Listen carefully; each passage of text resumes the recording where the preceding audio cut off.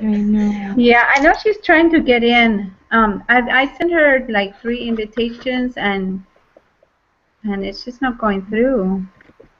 Feels so bad because she's trying. She is. I messaged her again and said click on Is the link, the everybody ice in chest. Mountain Time? No, Christy, I'm Pacific. Oh, I'm Yeah, just send Eastern, her. so right now it's midnight. Oh, Oh, ooh, that hurts. that Somebody's stinks. gonna be tired tomorrow. Okay, oh, should we just Yeah, get started and we'll keep seeing if she responds? I agree. yeah. Okay. Take it away, moderator. Okay, that's me. So the first thing that we're going to do is we're going to take. She's on. Sorry. Yay! She made it. This.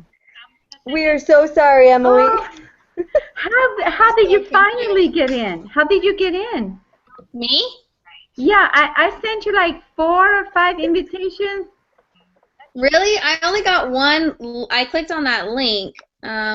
Yeah, I don't know where it is now, but I got a link and I clicked on it. It's okay. We're excited.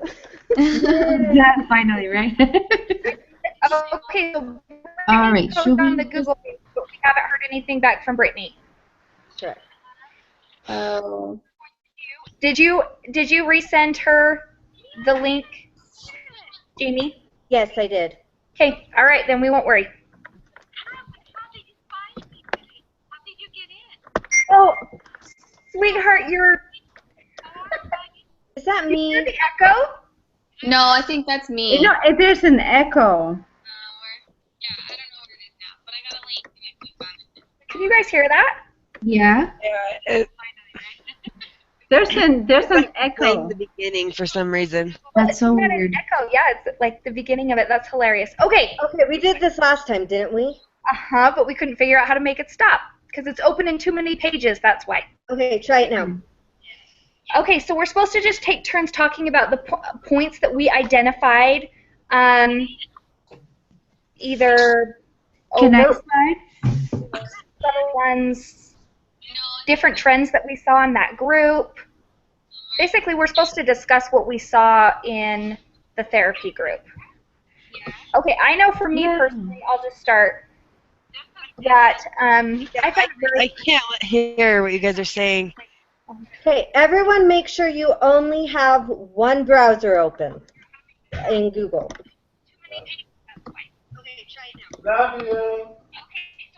Closed. Okay. Closed.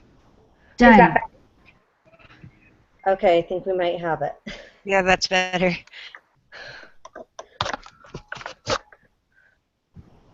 Okay, is that good? Yeah.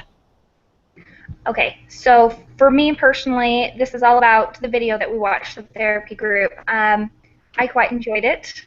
I found it humorous, which is probably not how most people saw it.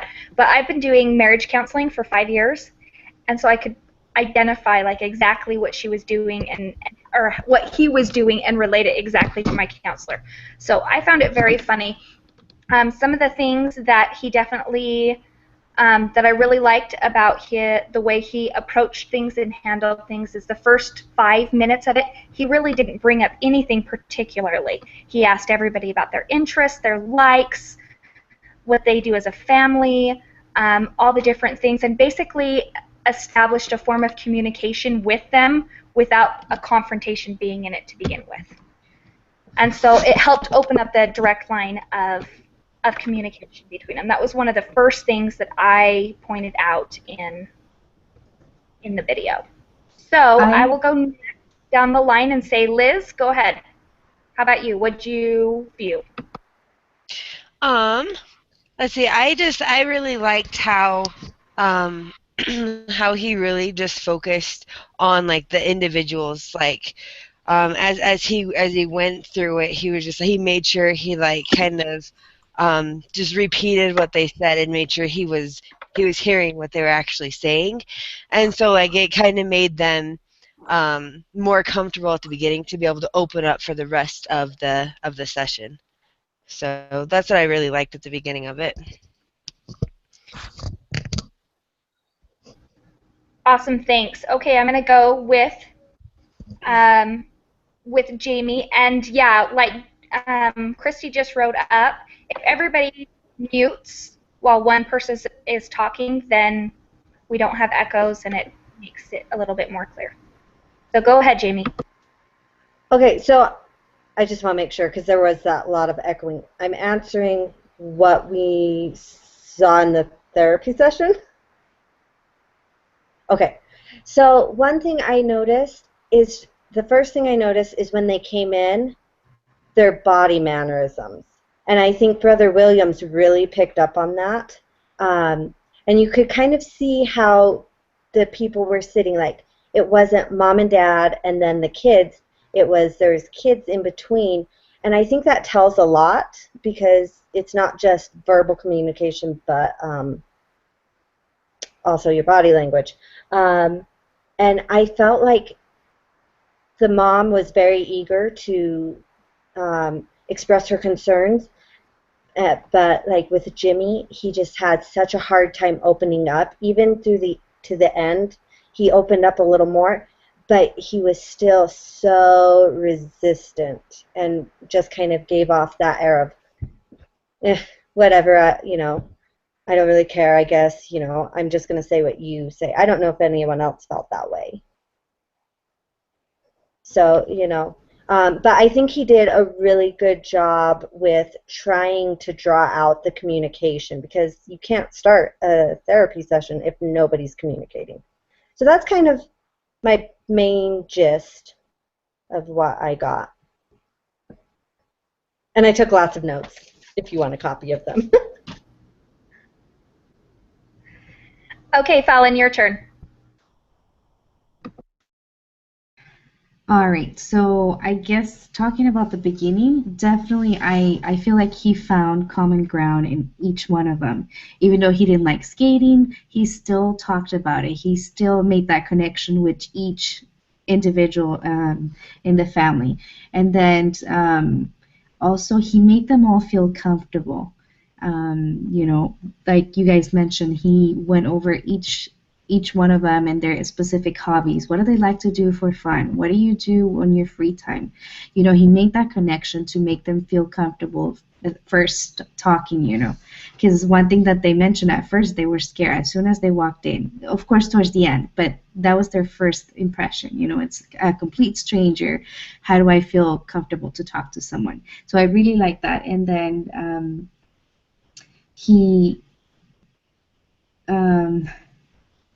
yeah, no, basically that at the beginning. Yeah, just finding common ground and actually bringing humor to it, because he actually brought humor to it, making people feel more comfortable, of course.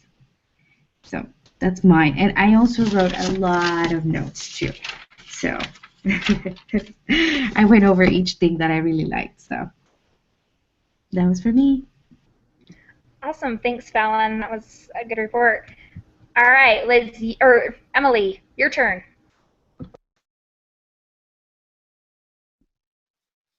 Okay. So I actually had him as a teacher when I was there. He's like one of the best teachers I've ever had. And I liked that I could connect what he's taught me into now this therapy session that he did. But anyways, I liked that he, like, I can't remember who it was, but someone said that he started out with just asking them what they liked. But then throughout the entire session, he kept rephrasing everything and like saying, okay, this is what's going on, this is going on, this is what I'm getting out of this. Because I think he was kind of allowing the family to kind of process that too. And he kept saying, okay, now correct me if I'm wrong. But he was right every time. Like he knew exactly what he was talking about. But he just wanted to make sure that they were processing what exactly was going on. And then one of the things I really liked too is I kept waiting. I mean, it was this 50-minute session and I kept waiting for him to come up with all these solutions. And it ended with him being like, okay, everybody just get together and make a plan. And I was like, what the heck was that about? But it makes sense. Like, you can't just skip straight forward to the solution. You have to, like, slowly take time to solve that. And so I liked how he said, you need to make a plan as a husband and wife, and then you need to make a plan as son and father, and then you need to make a plan as brother and sister. And, like, then we're going to talk about it and come back to it, which I really thought was awesome. So, yeah. Thanks, Emily. Yeah, you brought up some really great points in that one, in how he was connecting and reaffirming what they were saying, almost as if he was rewording it so that everybody could be clear on it.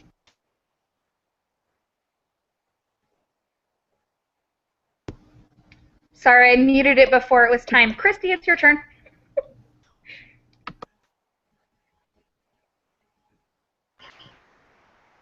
Oh.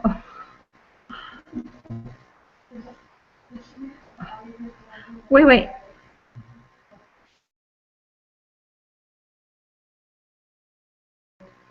Okay, can you hear me? Okay, thank you.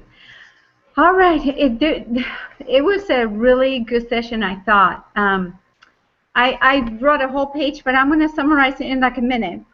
So I don't want to take all night, but I really liked how he was trying to reach out to Jimmy. You know, he was trying to talk to this teen, and he was trying to find, I don't know if it was in this class that you learn about finding the loose brick in one person. The one thing that they like to talk about, and once you find it, then they open up. And so with this boy, it was skating. He loved skating. So then he went on and on about skating and do you know any cool tricks? And so I really love that he found that loose brick, and then he did that with every member of the family. He talked about you know, so mom, you really love your son, and you're worried about him. So you know, he found the loose brick in each one of the members, and so as soon as he did that, everybody was into the conversation, and he was able to really get a lot accomplished and got everybody to agree to a plan, which was, you know, now you, mom and dad, are going to go on a date, and you and your sister are going to go and get some soda, and you and your dad are going to go for it and have a 30-minute sit down talk. And so he also, prior to him saying that, he talked about how different men communicate, how differently men and women communicate. And he said, you know, women are more like, oh, you know, the whole feeling thing. The men just don't get too passionate about problems. They talk them out. So he actually came to a point where he had Dad and Jimmy sitting together, and then, you know, so then that's when he asked them, can you go out together? Can you go and talk about this? And I like that he made a plan. And one thing that I noticed is that the reason why they were there supposedly is because he had a problem. This boy had a problem, but then he didn't take that. He didn't want to focus on Jimmy. He knew that there was some other issue, and so he started talking with the mom, and that's when he discovered the way that she communicates. It got everybody on the edge, and so, you know, she starts with the horseman. I don't know if you probably, I don't know if you heard about that, but it's the the harsh startup.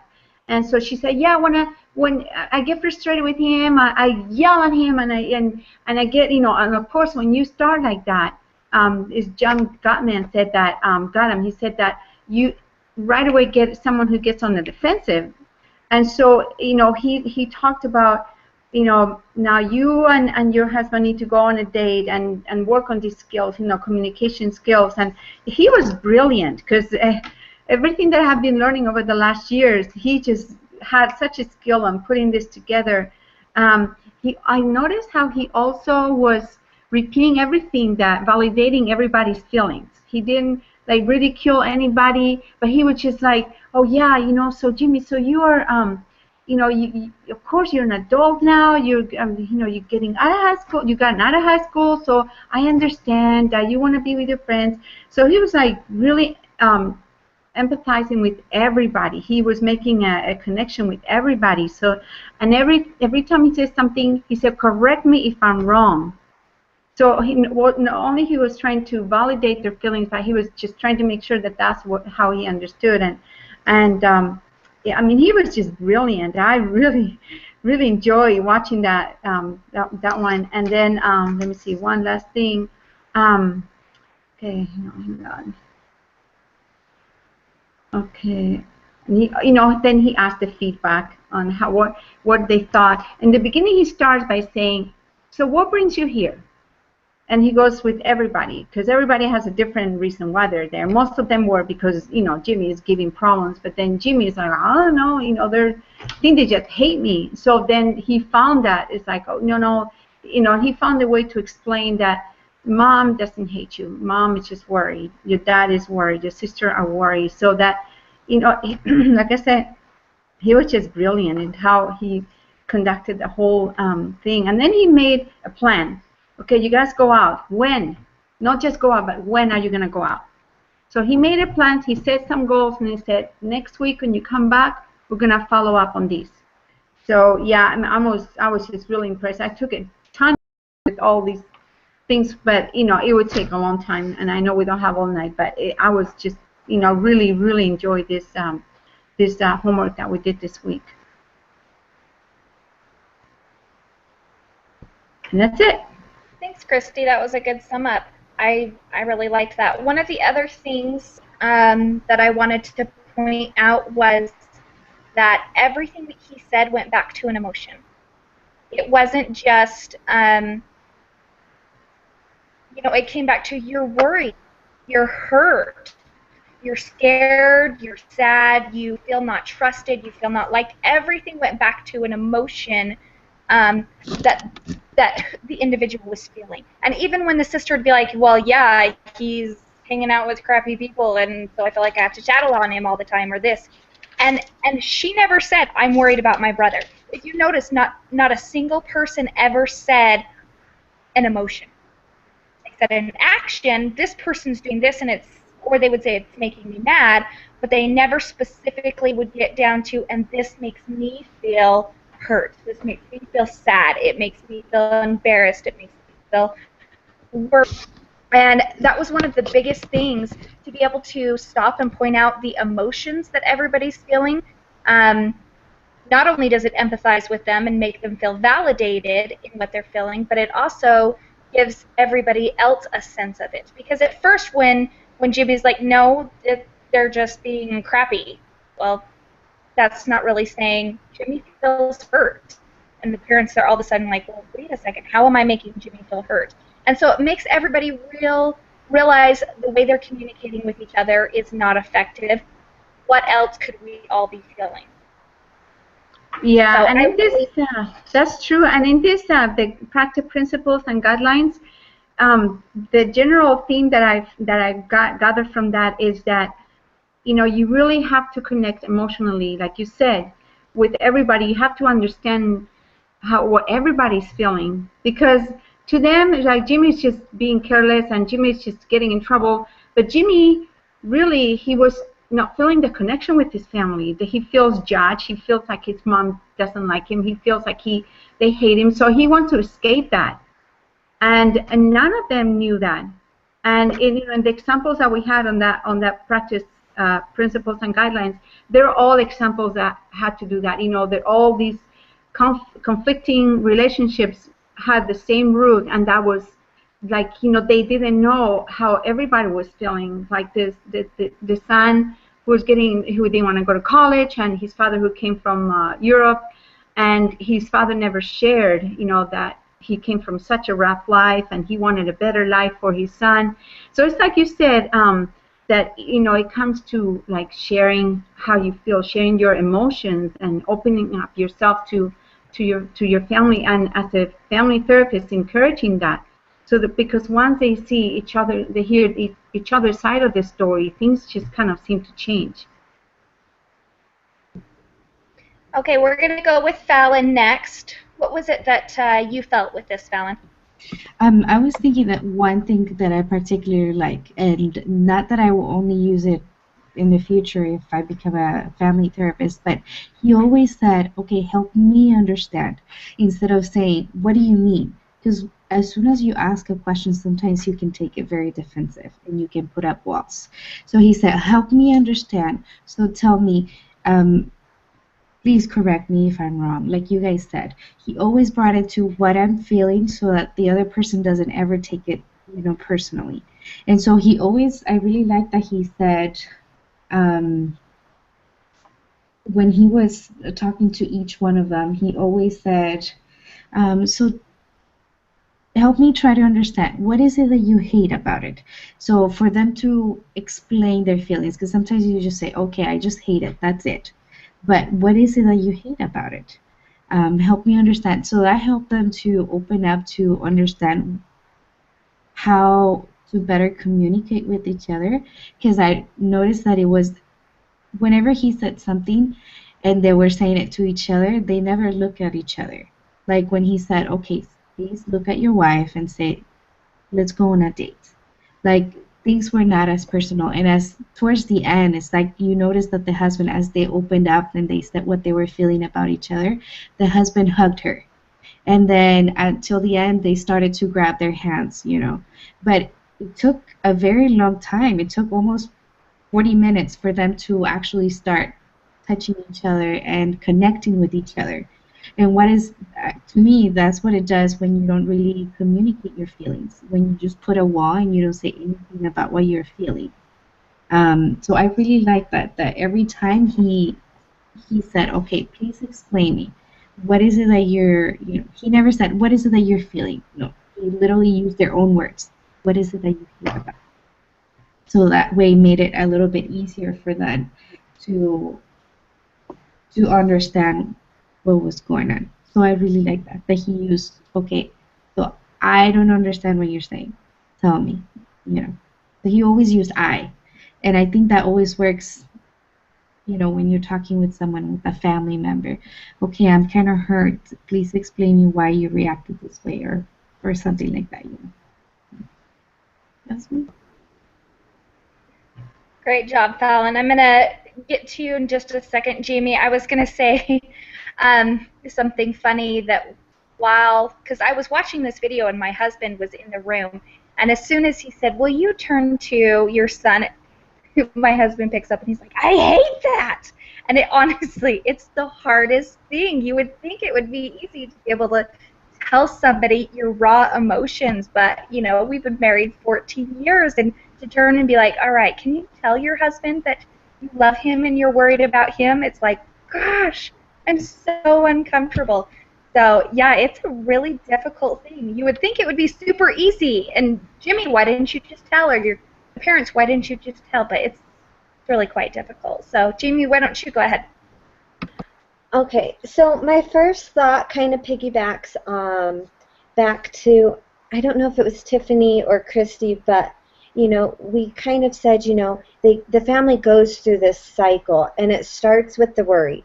From the worry, it goes to the anger and agitation, and then it goes to being ticked off and hurt, and then to withdrawal, especially with the men in the family. And it's just a cycle that just continues to go because they're not, like we've said, connecting emotionally or on almost any level, really.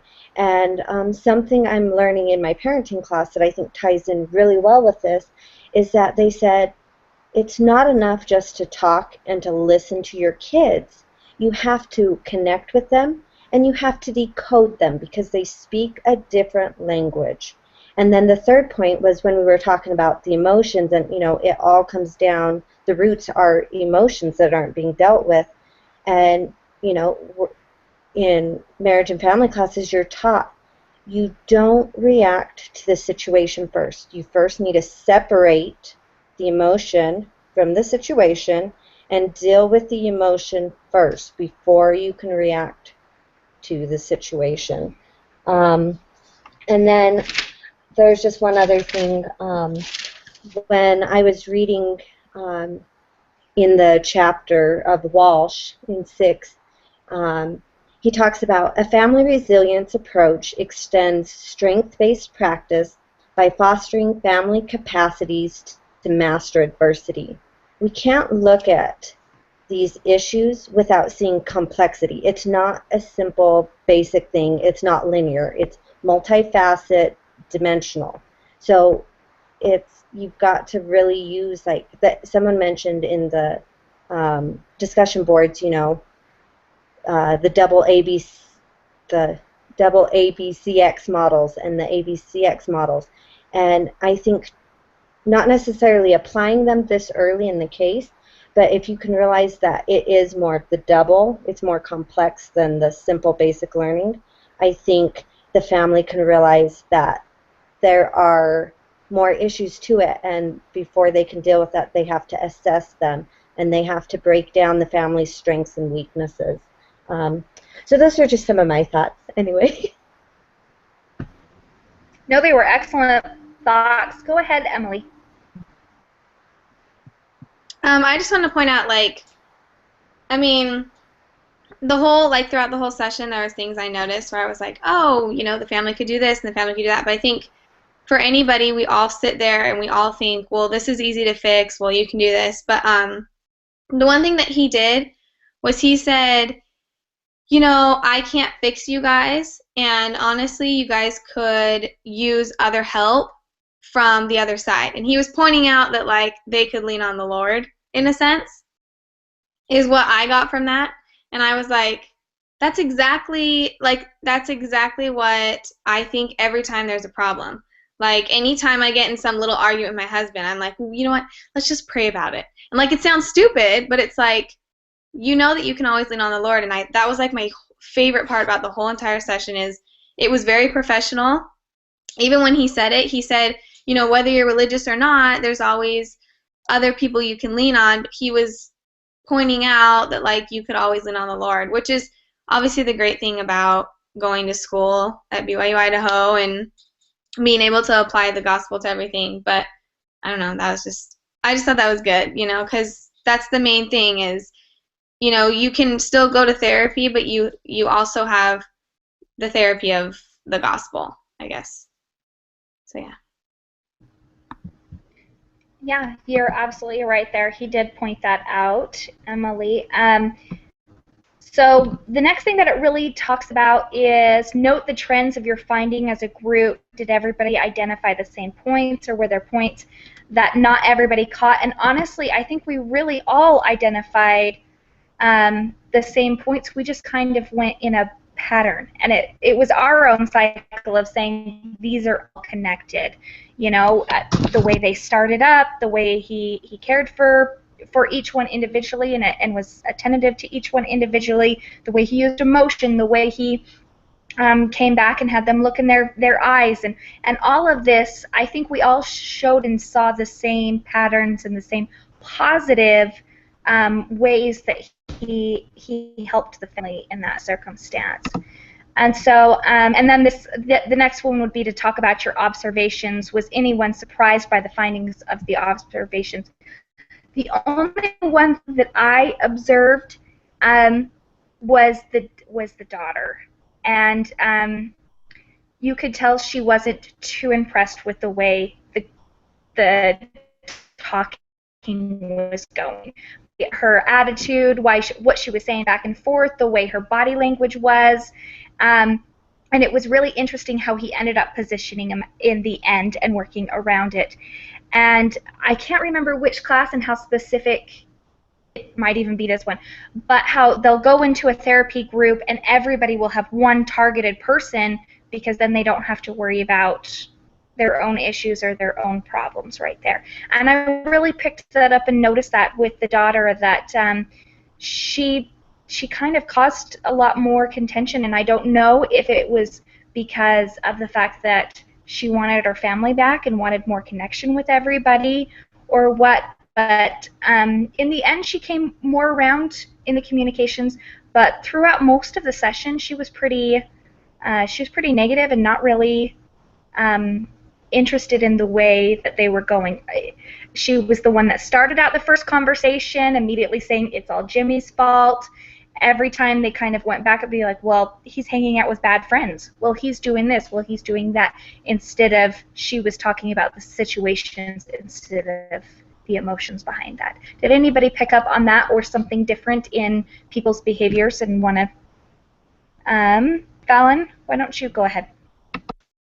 I'm also taking a parenting class this semester, and one thing that brings up is that sometimes when kids say, but he got more than I did, why is that? It's not really the point of they got more is that they need the reassurance that they're also loved. So in this case, because the one that was giving problems, the one that was getting all the attention and bringing up problems was, Jimmy. He was the one that was making them fight over everything because he was the one that was not at home. So she wasn't getting the right attention that she needed. So at that point, then she said it's Jimmy's fault. He has changed. He has this and that. So that's why she was blocking everything else. And she was saying, he's changed. He's rude. He's this and that. Not saying, look, what I need is to know that you guys love me, that my brother still loves me, that my parents still love me. So I thought that that was really neat. The fact that, I don't know, by learning these new things, I'm like, oh, that is so true. Before I used to say, look, they're just older, that's why they get more. But no, it's just the fact that she needed to hear, hey, your brother loves you. He cares about you. And your parents love you and they're concerned about you too. So that was That was excellent. That was a really good way to tie that back in, because I couldn't really come up with why. There could be so many different ways. But Jamie also pointed out a little bit earlier, maybe she wanted attention, maybe she felt jittered, disconnected from everybody, and I really think that's what you said as well, Fallon. I'm curious, Christy, yeah, Jamie, she missed the relationship and the way things were working together, and her way to get the family back together as a unit was to talk about issues that will have and bring it together. So you said as soon as she sat her on her own, she relaxed a lot. Do you want to expound on that or tell me why you think she felt that way? Why she missed the relationships? Oh, sorry, Is that what you're saying? Christy. Yeah. Oh, okay. I was like, Oh, that's okay. That's okay. Sorry. Okay. Yeah, I noticed that the same thing that you girls were noticing. Her body language was, she kept like putting her foot out, changing, the position she was, and I could tell that was, to me, it felt like she was uncomfortable.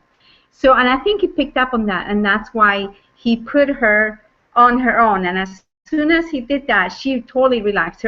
All the jittery movements that she was making, they stopped, and I think she was able to, for whatever dynamics were going on, it's like probably the pre-crisis that the double ABCX model talks about. There's probably something that wasn't discussed there, but I could tell that her body language completely changed as soon as she was sitting on her own. And I noticed something that he did that, again, I thought was very brilliant. And that page 145, it talks about that the therapist's goal is to align with the child and the family as partners who together will defeat this negative force, leaving the child and the family feelings victorious. So I noticed that he was trying to get rid of all the negativity. He was trying to excuse why everybody was feeling the way they were and saying, hey, so is that right? Am I describing how you feel right? And as soon as he had everybody kind of soft, that's when now he wanted to trace the plan where everybody felt like, okay, you are the hero. He was trying to make everybody feel like the hero. No one was feeling like you are the problem. Because when they went into the solutions, he said, Jimmy, do you think you can sit with your dad and try to find a way that you can, changes that you can make or decisions that you can make that will help your mom not feel worried about you? So again, he didn't pick a villain, because in the beginning it looked like Jimmy was the bad guy, but as the conversation progressed, there was a lot more than just Jimmy. Jimmy was just a symptom of a bigger problem that was going on with that family. And so I think that, he did that brilliantly. He identified the different problems and then just, made everybody feel like the hero. You can fix this and we're going to do this. And it was just really nice. I think he really accomplished that point that they're talking about in the reframing, relabeling point. That was cute, Fallon. He's the cherry on top of the ice cream. That was really cute. Okay, Liz, would you expand a little bit more on what you were noticing with having them move around? Yeah, no, I just thought that was really interesting because, like, at first I was like, why is he having them switch? And then, like, as they were doing it, it's just like, I noticed, especially with the boy too, like he ended up relaxing a lot more in the end, also, and I feel like he was able to get a lot more out of both of the children than just if they were just to stay there in that one spot. And yeah, I just thought that was interesting.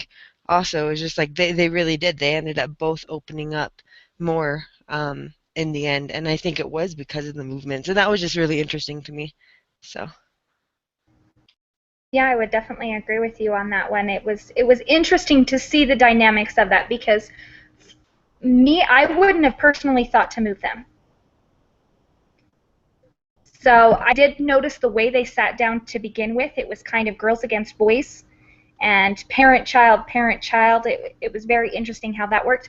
But I wouldn't have thought to actually make them get up and move to connect more with each other. And so that was interesting. And then when he did move them, the parents kind of sided more with each other again and were more connected. No, I love her. She's my spouse.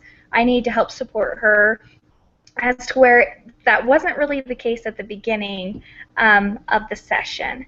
So that was really interesting. So let's see. The last point it really talks about is discuss and talk about the treatment the professionals might prepare to capitalize on such opportunities to introduce or reinforce the types of resilient factors of Walsh's article.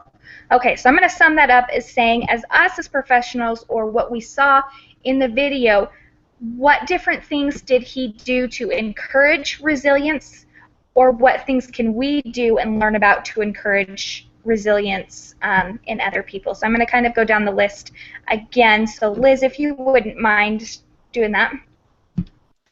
yeah, this one, so as I was reading the article, I actually noticed how he was doing a lot to decrease the risk factors in the family. And so, like, he did this in a way to where it kind of, like, he didn't, like straight up like this is what the problem is, but he kind of, like, for one of them, like reducing exposure or overload to stress. And it seemed like the boy was just being overloaded and stressed with, like, everybody just going at him, and he was kind of just like bringing that up, like, okay, so this is kind of what's going on, and this is how you feel, and it kind of made everybody aware of what was happening, which I think helped with the resilience factor, with trying to show them what the risks were and what was actually happening in the um, when he would come home, and how everything was just being directed right at the boy.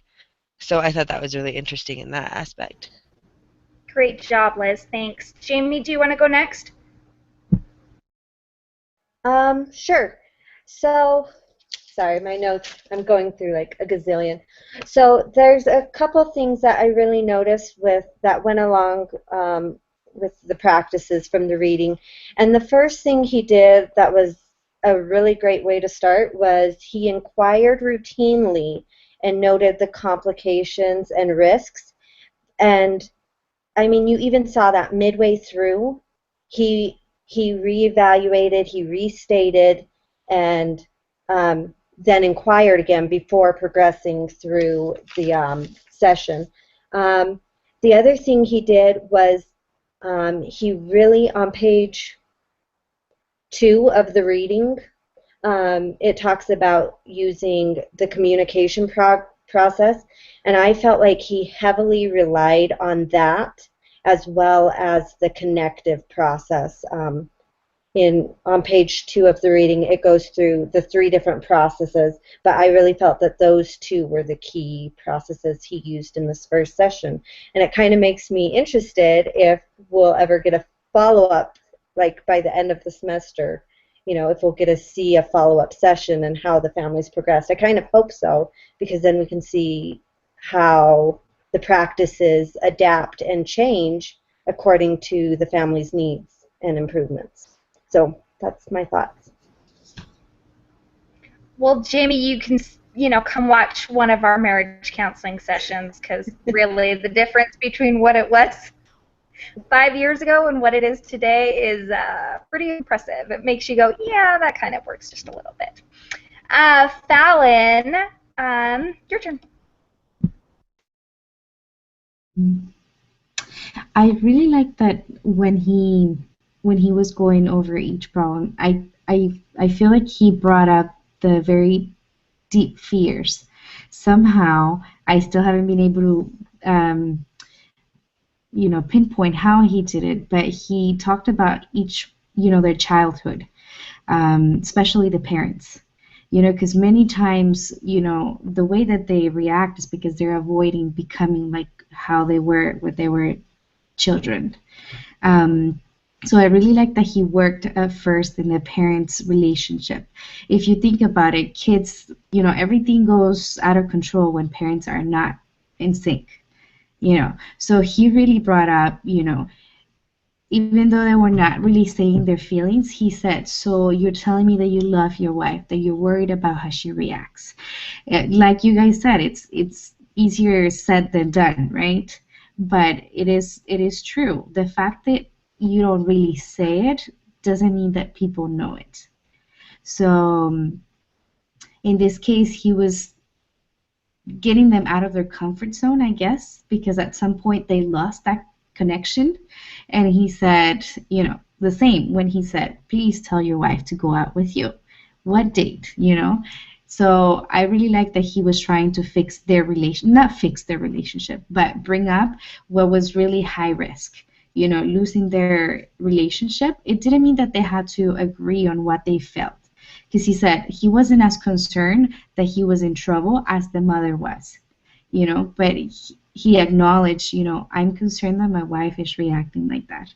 Because the first thing that I do is I shut down. When she reacts like that, I shut down. So I really like that he brought that up, that they recognized that, because she said, I feel lonely when he does that. So I think that he did really good job by making sure and emphasizing in the relationship that was at higher risk. If the parents are okay, somehow they'll find a way for their kids to be okay. So, yeah. Excellent, Fallon. I think you made a real big connection there with comfort and taking them out of their comfort zone and making them acknowledge things that they probably don't acknowledge on a regular basis. So, Emily, your turn. Okay. So just like with the reading, I noticed one of the things it says in the reading is rebuilding, reorganizing, and reorienting. But well, it's in the aftermath. But like what I processed is that what he really was rebuilding. Like he was kind of pinpointing all of the very weak qualities and the weak parts of the relationships, and then he was giving them options on how to get them to a stronger place, if that makes sense. So especially with between the sister and the brother, because he's like, well, you miss your brother, but yet you keep yelling at him. So then at the end, he's like, why don't you guys just go hang out and just talk, like just hang out. And in that sense, he was rebuilding that relationship. And I mean, I kind of everything you guys said is what I was processing, but it's like, he just made sure that he pointed out very subtly what needed to be fixed, and then he gave very subtle ways to fix it, but still allowed them to figure it out themselves, which I think is really smart. He's pointing out the risk factors in a sense, and then he's giving somewhat solutions. So. Yeah, Fallon, I think we all kind of understand your situation and have empathy for you on that one. Completely. Honestly, after Christy goes, the last 15 minutes is basically us wrapping up to be able to help Jamie so she can do the final. So if you don't mind, Christy, would it be okay if Fallon gave her last final 2 bits for Please do. Jamie? Yes. Yeah, please do. Go ahead, Fallon. I'm sorry, what is it that I have to say? Honestly, it's just your final wrap up.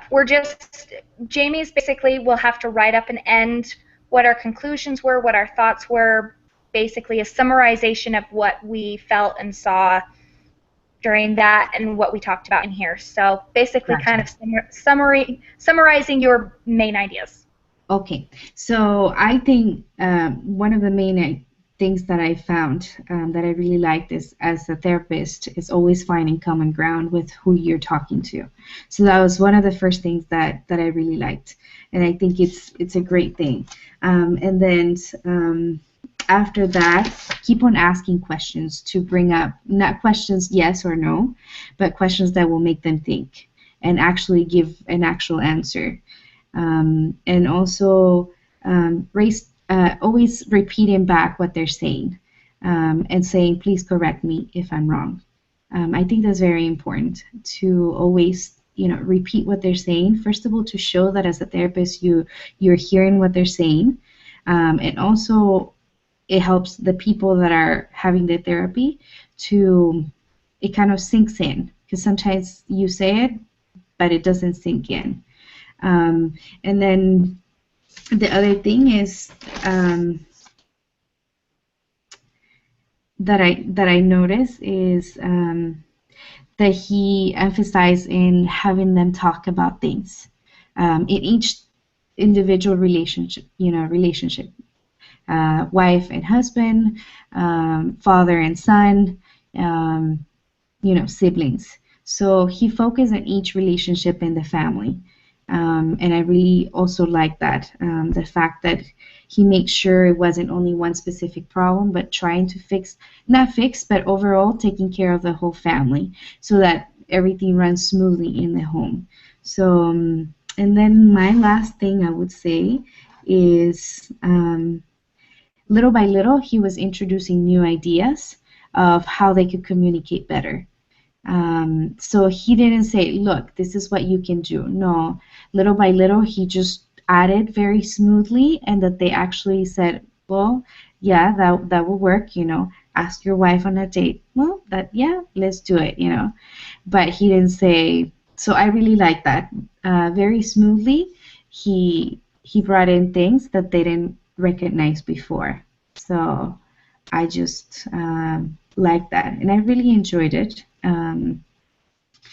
That he actually also brought up for them to compromise, and I think that's a big thing because everything would have been a waste if they wouldn't have compromised to bring a plan. He didn't give them the solution, but he said, okay, would you do this? And then we'll follow up. So following up is very important. I would say that's the last point. Yeah. So those are mine. Excellent job, Fallon. Thank you for meeting with us. I think those were great points. Get some rest. Okay, Christy, why don't you go ahead and wrap up anything that you felt with resilience, and then we're just going to go ahead and start with you on sum up as well. Okay, I'll be very brief.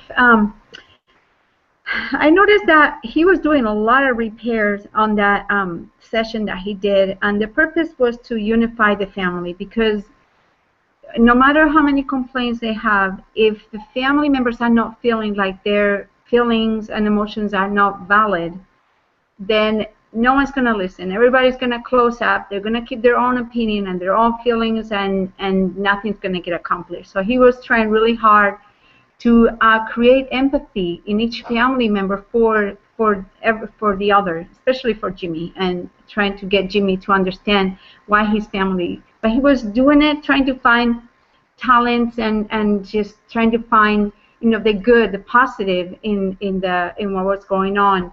And once he did that, I saw that everybody relaxed, and it says that every therapist has to. You can't be focusing on the dysfunction or the problems. You have to focus on creating that bond. Once you create that bond, it's a lot easier for the behavior to change. And but I think everything else has been mentioned. On my notes, everybody seems like you all have done a beautiful work reading this up and getting prepared. So I don't have anything else to add. I know it's getting kind of hard as we go back through to be like, okay, wait a second, was there anything that somebody didn't pick up? One thing that I was going to ask you, Emily, is if you would expand a little bit more on the open questions, or at least how it applied in real and how it is involved in the family as well, because I think that was a good point that was brought up that we could all expand on a little bit. Oh gosh, I made that. It was like just a funny joke. No, but in retail, so I started working retail. Oh, what happened? Can you guys hear me? Okay, sorry. I just want to make sure you guys can hear me. So in retail, I learned about open-ended questions. So when you go up to someone, you don't say like, you find everything okay? Because that's all they're going to say is yes. And I tend to even do that. But it's like, what are you looking for today? Or who are you shopping for? Or stuff like that. And so as far as the family, you know, you're not going to tell a family, you're not going to ask a family member, well, are you okay? Just like a man asking a woman if she's okay. You just don't ask that question. Like, she's going to say yes, and then it's going to just get bad. So, that's how, in my sense, applying it, I guess, with family is, and a lot of the problems with this family is they weren't communicating, Like, the son was saying that he felt like they didn't care about him, so he was leaving. Well, that's not communicating with your family. But that's, how teenage boys are. So, in that sense, especially the parents, they need to make sure they're saying to the kids, well, how is this making you feel? Well, why are you acting this way? Because it forces them to give an answer, not a yes or no question. It forces them to actually talk. And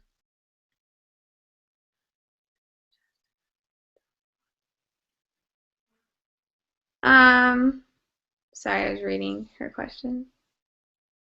You don't want to hear the answer. Well, that's, I think the way I'm getting your question, Jamie, is like, you're asking the questions if they're, I guess, heartfelt. Is that right? Yeah, so I think that's the other thing is you have to actually care, you know? I mean, retail, like with retail, a lot of times I'll go up and ask someone who you're shopping for. I don't care who they're shopping for, but I have to ask because that's going to get them to buy something. That's going to get me to be like, okay, well, I work at Pink, so I work at a Victoria's Secret store. So it's all bras, underwear that I don't wear, sweats. So I have to get involved with that customer in a sense where I'm like, so who are you shopping for? Oh, my sister. Well, how old is she? Like stuff like that. So that's why you also have to, I have to get the age of that girl. If she's, 20 something years old, I'm going to take her to the cute bras. But if she's 13 years old, I'm going to take her to a pair of sweats because a 13-year-old should not be wearing panties that we sell at our store. So that's also with the family, This kid he's 18 years old. He's an 18-year-old teenager. He doesn't want to be asked, well, how do you feel? Because he's not going to respond that way. So it's like, well, why are you so upset, or what's making you so upset, if that makes sense. So, okay, there, I'm done. That was super cute, Emily. Okay, Jamie, you. Okay, so gosh, it's hard once I feel like everyone's kind of summed everything up, but I think my main thing is just being able to get them to a comfortable spot where they actually can have the opportunity to communicate with one another, because if you can't get to that spot, it's non-existent. There's no matter how you try, it's not going to open any doors. So it's like Christy said, finding that loose brick on every relationship and making it meaningful and really connecting, because that's when you open up the conversation and you start to dig deeper into the feelings and what's really going on beneath the surface. That was a good point, Jamie. Thank you. Okay, Liz. Yeah, I feel like most of the things were kind of touched on, but I think one thing that um, I kind of summed up from this is I liked at the beginning how, they went in to center it on the boy like it was his problem and stuff, but then everybody else ended up getting, like he went into everybody else's problems, which I think kind of helped with the situation, knowing that the boy wasn't alone in like what he was doing because everybody had things to work on. And so I feel like it's just really important, also in that just the comfort of things, like if it is a family situation, it shouldn't ever just be centered on one person, but it should definitely, like, everybody has a say in it and everybody has something that they're doing in it. And so I feel like that is something that really does need to be focused on, that so it doesn't just single one person out. So I feel like he did a very good job with that. And so yeah, but I feel like everything else is going to be touched on. So that's my boy. Thanks a lot, Liz. That was good. Okay, so ooh, let me think now. Share your wisdom. Yeah, resiliency is really what I'm coming back down to, and the fact that they need to be flexible and understanding with each other, and the way we talked about compromise and communicating. It's, the mom's got to reach a point that she needs to be flexible about realizing that her boy's 18 years old and he's gonna leave and kind of sometimes not want to tell his mom where he's going. And it's preparing them. One of the things that Walsh talked about is preparing them for future issues and preventing problems. What can be challenges that they face. And so if they start preparing for it and understanding that this is leading into certain directions, they can combat it in a more positive way, find a way for mom and son to communicate and connect a little bit more. And the same thing with siblings and dad and son. And the way I also thought it was really interesting with preparing as well, he didn't say this to them, but he's like, hey, you're reaching a point where your kids are about ready to leave the nest. And the next stage in your life is just the two of you. So you need to kind of reconnect and come back together with each other. And so I think he did a really good job at starting to prepare them for the future and helping them build resilience on ways to discuss it and talk about their issues and what's to come, and build on those relationships, and yet get ready to let go of some of the things that come with being a family of 4 or a family of 5 in my situation. So, okay, Awesome. Anybody else have anything other awesome to say, or do we say it is 10:54 and at least Mountain Standard Time, and that's a wrap? I just want to say one thing real quick. What I was thinking is I kind of wrote everyone's thoughts down as they were talking. And so if I send out a thing probably tomorrow at some point, if you guys will just get back to me by Thursday and just say, looks good, or if you think something needs fixed, will you let me know? That way I'm for sure understanding what was also conveyed by you. Oh, that's perfect, and I'm sure everybody would appreciate that, and a copy of it as well, just so that we can remember what each other said. So I appreciate, Jamie, you doing that, and all the struggles that we all put up with to get together today. So And I'm sorry, I screwed it up tonight, so I'll we made take it the work. blame. We all made it work. Yep. So, okay. Well, everyone have a good night. Go to bed. Okay. We'll see you later. Okay. Bye. Bye.